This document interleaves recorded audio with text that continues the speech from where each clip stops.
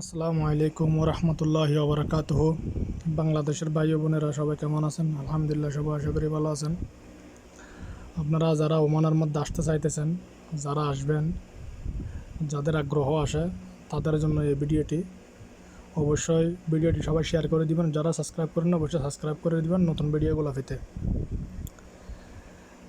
আপনারা সবাই জানেন ওমানের মধ্যে আজকে দীর্ঘ 1.5 বছরের উপর হয়ে গেছে ওমানের মধ্যে ভিসা স্থগিত করছে ওমান সরকার। এখন 4 দেশের ভিসা স্থগিত করছিল, 3 দেশের ভিসা খুলে দিছে, বাংলাদেশের ভিসা খুলে নেই।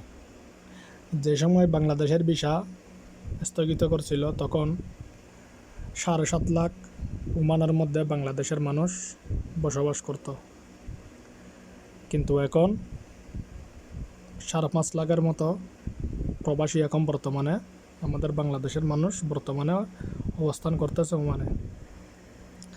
আপনারা যারা ওমানের মধ্যে আসার জন্য যারা দালালের সাথে কথা বলতেছেন এবং নেটের মাধ্যমে বিভিন্ন নিউজের মাধ্যমে যারা কথা বলতেছেন, আপনারা যদি 10 লাখ টাকাও দেন ভিসা বের করতে পারবে না। কি জন্য? ওমানের মধ্যে সম্পূর্ণ ভিসা স্থগিত করছে ওমান সরকার। কোনো ভিসা বের হইতেছে না, কোনো কাজের ভিসা বের করতে পারতেছে না।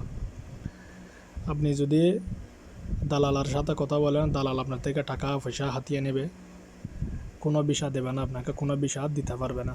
তার জন্য সবাই দালাল থেকে দূরে থাকবেন, দালাল মুক্ত থাকবেন, দালাল মুক্ত বাংলাদেশ বানান।